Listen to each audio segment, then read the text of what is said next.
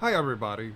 My name is Mark Bixler, and I am the president and executive director of Legacy Media Group. I'm also one of the founders and a part of the board of directors as well. And yeah, I've got somebody who wants to say hi. She's back at it. Yep. Say hi to Emmy.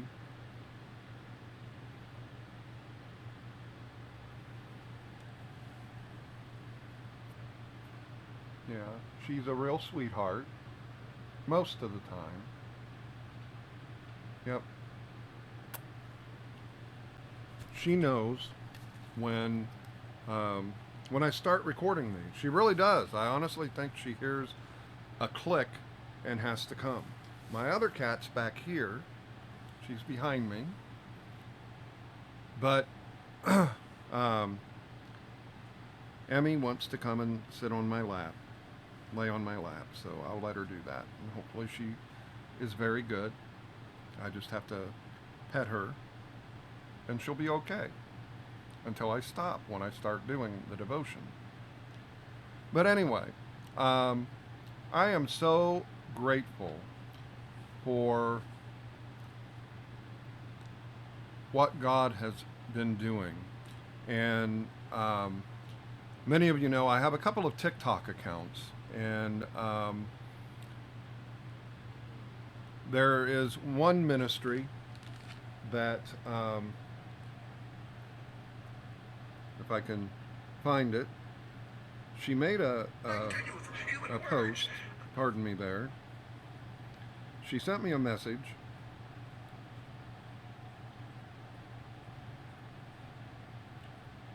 But um, she met she made the comment that as I was praying for you, I saw a spiritual altar in your lineage fighting against your progress, and as this has made you not reach a particular point in life that God wants you to be in, and that we need to do something to break that yoke. And um, I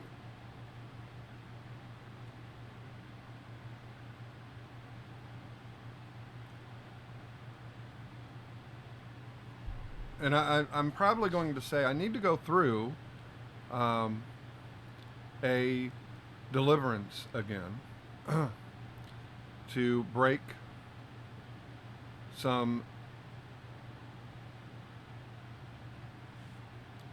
some spiritual ties that is hindering progress. And when I say spiritual ties, I'm talking demonic ties that have somehow gotten through places where I've opened doors that have allowed that to come in and attach themselves to me. And and I know we all do things that will allow those demonic spirits to attach themselves to us. And when we are in the midst of doing some things that God wants us to do, sometimes those demonic ties don't allow us to move forward to where God wants us to be. And I believe God is doing something, and I we've got to um, he we are on the cusp, I truly believe, of something big with Legacy Media Group. And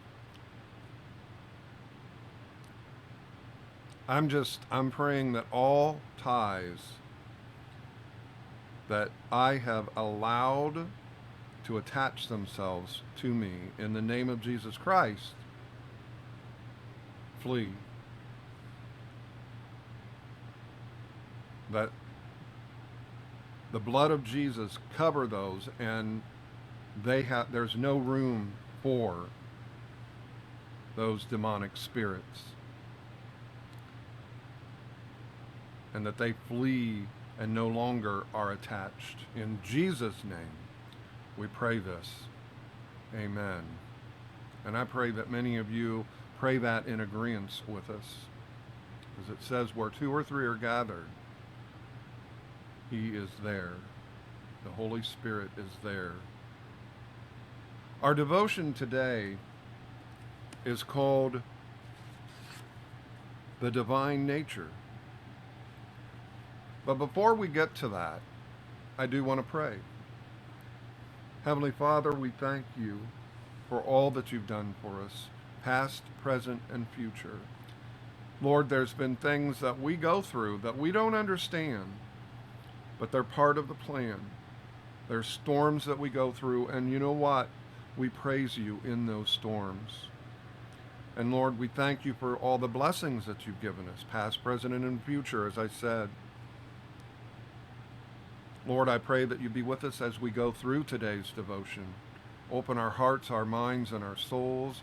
Open our eyes so we can see, and open our ears so we can hear. But not just hear, truly listen. Lord, we love you, we praise you, and we give you all the honor. Be with me as I read through this.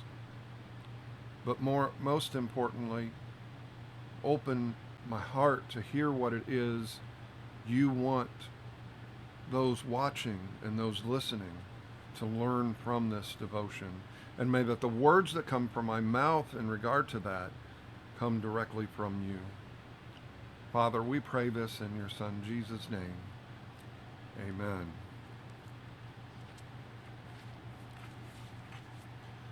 The divine nature. The scripture is 2 Peter chapter 1, verses 3 through 7. Verse 4 is the highlighted scripture, and it says this: "These are the promises that enable you to share his divine nature and escape the world's corruption caused by human desires." Many people compare Christians and non-Christians and don't always see a difference.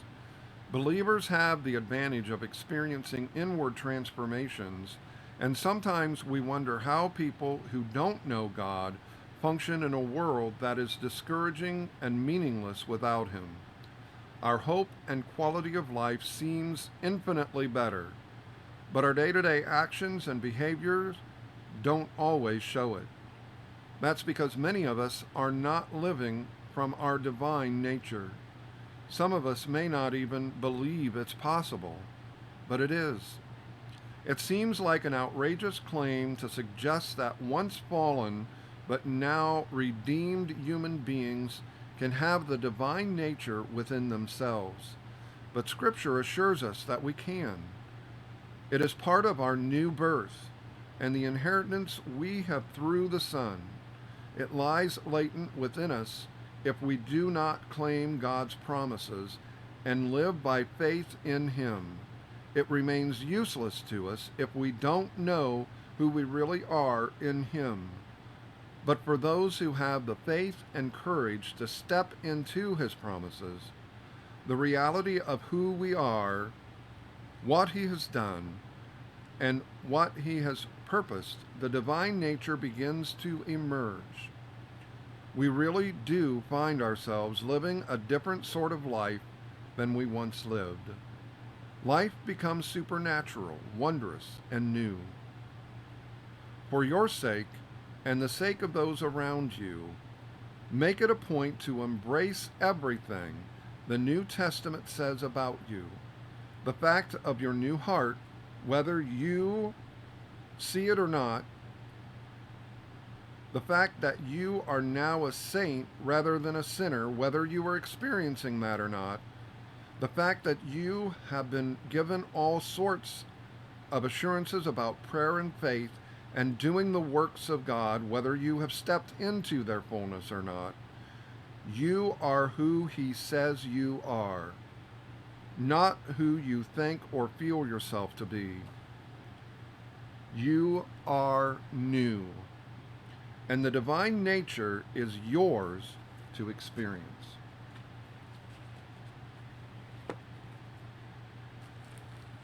You know, I think of the Hillsong song, of um, who I say you are, or something like that. Um, Let me look here.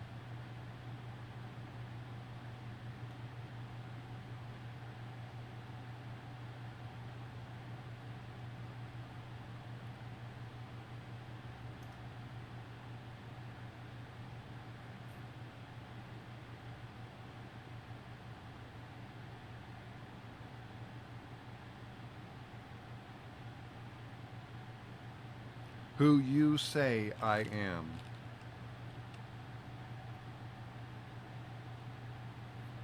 God knows you by your name. It doesn't matter what other people say about us. What matters is what God says about us. He says we're a child of the King, of Him, if we accept His Son as our personal Savior. We are drawn into His family.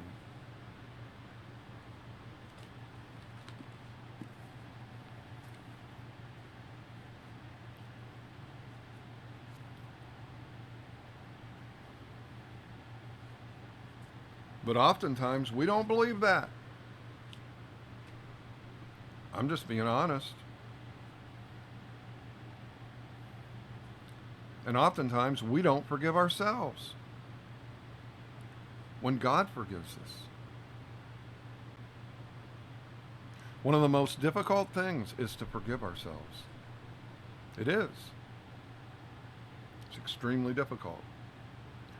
But you know what? God pointed out after my divorce, God pointed out to me that, Mark,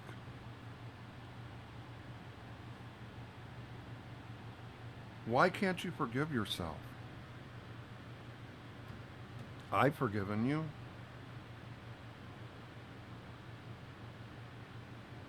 Forgive yourself. Don't beat yourself up.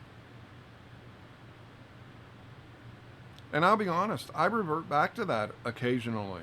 I do beat myself up. Because I didn't listen.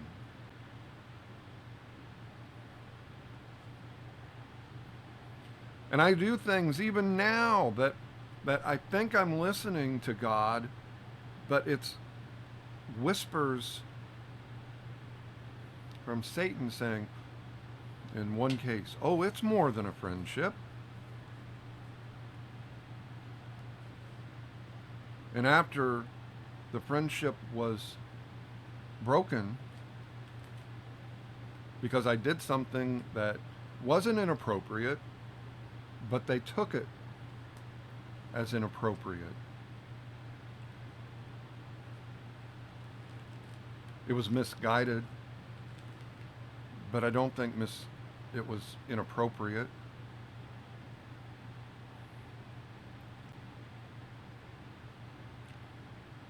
And God, the Holy Spirit just whispered to me, Mark, it was already something more than a friendship.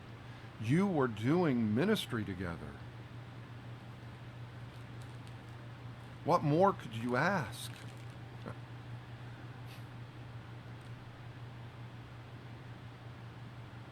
That's all I wanted was ministry, to draw people to me, to help them through things. And you know what? I got to answer. When I get to heaven, I'm going to have to answer for why I did that.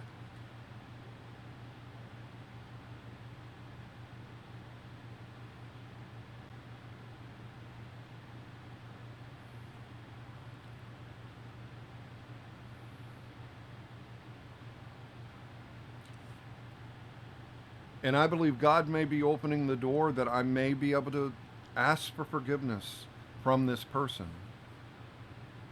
It doesn't matter what my intentions were, it's how she took it. And my intentions were not inappropriate, but she took it that way.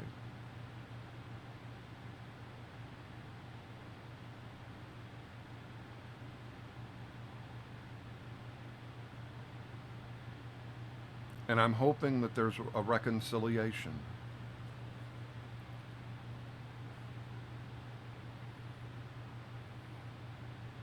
I saw a video that she posted, and I think we may be close on the same page, actually.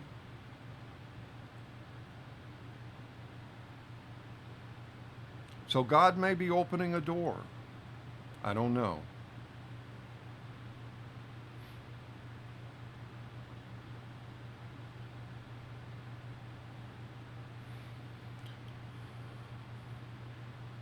Time will tell. I'm praying that God reveal to me, if He is opening the door, that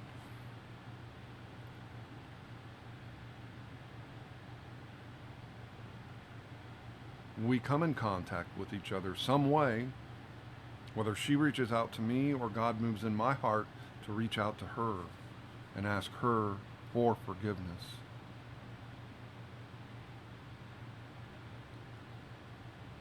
Saying the intention was not meant to be inappropriate, because it wasn't. It was to get to know them better and see if there was more, to be friends and just get to know each other better. Maybe meet for dinner or something along that line. Nothing more. To talk ministry and just get to know each other's heart better.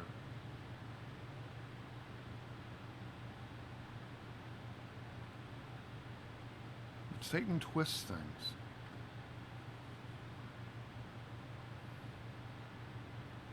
And I didn't word it right.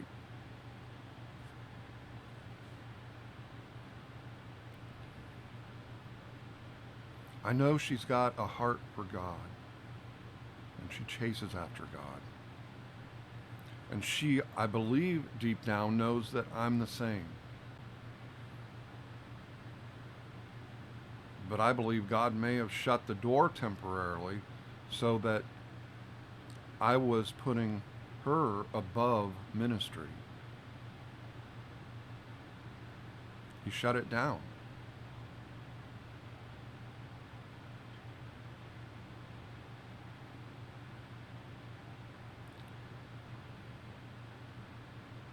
And I can see that.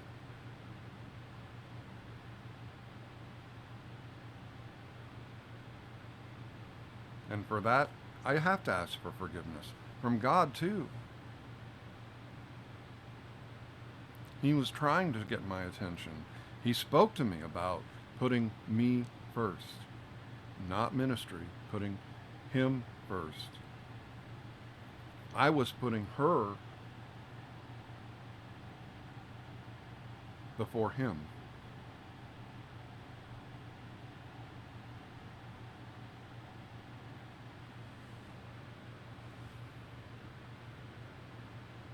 And God just showed me that.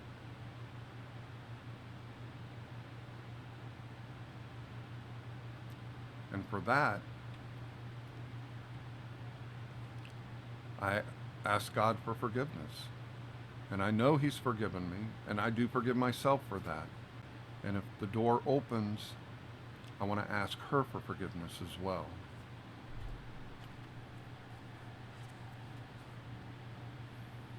The divine nature. God shows us things on an as-needed basis. Satan twists things. There are the promises that enable you to share His divine nature and escape the world's corruption caused by human desires. I let my human desires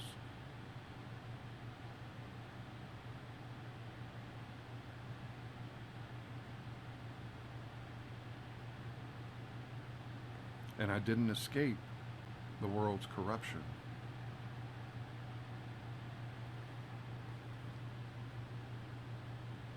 You are who He says you are, not who you think or feel yourself to be. You are new. And the divine nature is yours. My apologies. And the divine nature is yours to experience. Father, may the reality of what you say become infinitely more real to me than what I think, feel, or experience. Give me kingdom eyes, thoughts, and words. May your divine nature flourish in me. Father, we pray this in your Son Jesus' name. Amen. Thank you for watching and thank you for listening. And I leave you with this. It's my prayer that you have an amazing, an awesome, and a blessed rest of your day. God bless you all.